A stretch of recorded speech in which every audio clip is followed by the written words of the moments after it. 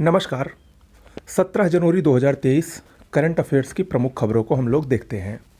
सबसे पहली रिपोर्ट हाल ही में ऑक्सफैम द्वारा भारतीय अमीरों पर एक रिपोर्ट आई है, उसके बारे में देख लेते हैं। उस रिपोर्ट में ये बताया गया है कि भारत में 1% अमीरों के पास पूरे देश की 40% संपत्ति है, जो कि बहुत बड़ी बात है। भारत में 1% अमीर के पास पूरे देश की कुल 40% संपत्ति है। भारत में कुल 2022 में 166 अरबपति हैं। ये संख्या 2020 में 102 थी, यानी 2020 वही साल था जब कोरोना की शुरुआत हुई थी। यानी जो कोरोना काल है, कोरोना काल अरबपतियों के लिए एक प्रकार से कहें तो स्वर्णिम काल है, क्योंकि कोरोना काल में अरबपतियों की संख्या में भी इजाफा हुआ है और अरबपतियों की आमदनी भी कई गुना बढ़ गई है। ऑक्सफैम की सर्वे में ये भी कहा गया है कि इस कोरोना काल के दौरान भारतीय अरबपतियों की संपत्ति में 125% तक बढ़ोतरी हुई है। ओके। ऑक्सफैम ने महिला असमानता पर भी टिप्पणी की है। उस रिपोर्ट में उन्होंने कहा है कि महिला वर्कर को पुरुष वर्कर द्वारा कमाए 1 रुपये की तुलना में केवल 63 पैसे ही मिलते हैं। यानी अगर पुरुष और महिला दोनों एक जगह पर बराबर कार्य कर रहे हैं तो पुरुष को 1 रुपया मिलेगा और महिला को 63 पैसा। ये महिला असमानता पर ऑक्सफैम द्वारा जारी की गई रिपोर्ट है। ओके, तो इस रिपोर्ट को आप लोग ज़रूर, इतना महत्वपूर्ण बिंदु है, इसको देख लीजिएगा। अगली खबर है कैप्टन सुरभि जखमोला। कैप्टन सुरभि जखमोला ये क्यों चर्चा में है? क्योंकि ये सीमा सड़क संगठन यानी BRO, बॉर्डर रोड ऑर्गेनाइजेशन में विदेशी असाइनमेंट पर तैनात होने वाली पहली महिला बनी हैं। इनको दंतक प्रोजेक्ट के तहत भूटान में भेजा जाएगा।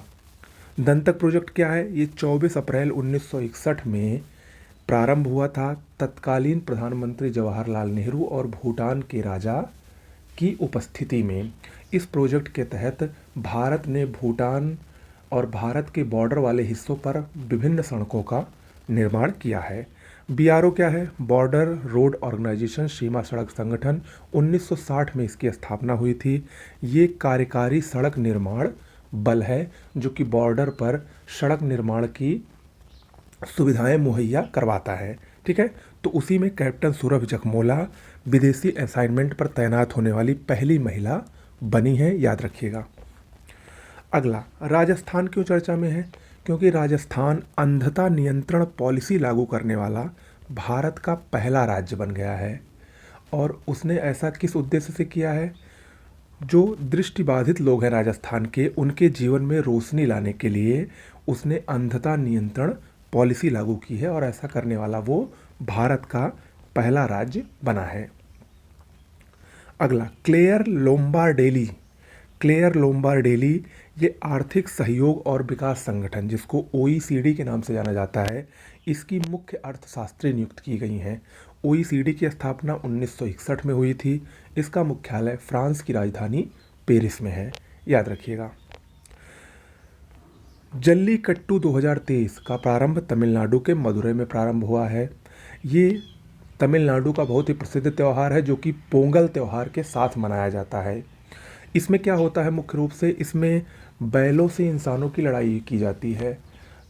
इंसानों की बहुत भारी भीड़ में एक बैल को छोड़ दिया जाता है और जो व्यक्ति होते हैं वो बैलों की कूबड़ पर हाथ रखकर उसको अपने काबू में करने की कोशिश करते हैं। जो उसको काबू कर ले जाता है वो विजेता होता है। हालांकि इस पर सुप्रीम कोर्ट ने भी मामला ये गया था, क्योंकि इस बहुत ही खतरनाक खेल है, इसमें कई लोगों की जान भी जा चुकी है।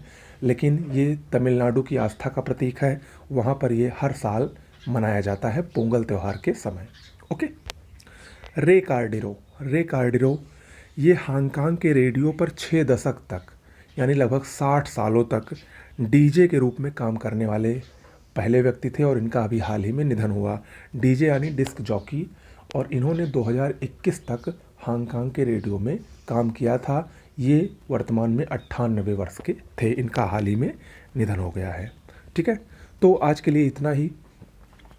आज हमारे चैनल पर यूपी पीसीएस 2023 से संबंधित इतिहास का ट्रेंड एनालिसिस आने वाला है, उसको ज़रूर देखिएगा। उसमें प्राचीन इतिहास, स्पेशली आज पहले वीडियो में कैसे पढ़ें, क्या पढ़ें, कितना इम्पोर्टेंट है, कहाँ से पढ़ना है, सब आपको एक एक चैप्टर की जानकारी दी जाएगी। इसके साथ ही साथ 2018 से 2022 तक यूपी पीसीएस प्रारंभिक परीक्षा में जो भी प्रश्न आए हैं इतिहास के, कितने प्रश्न आए हैं किस साल में, सब की जानकारी आपको अलग अलग तीनों सेगमेंट की दी जाएगी। तो यूपी पीसीएस, आरओ, एआरओ और बीईओ वाले इस वीडियो को ज़रूर देखेंगे। नमस्कार।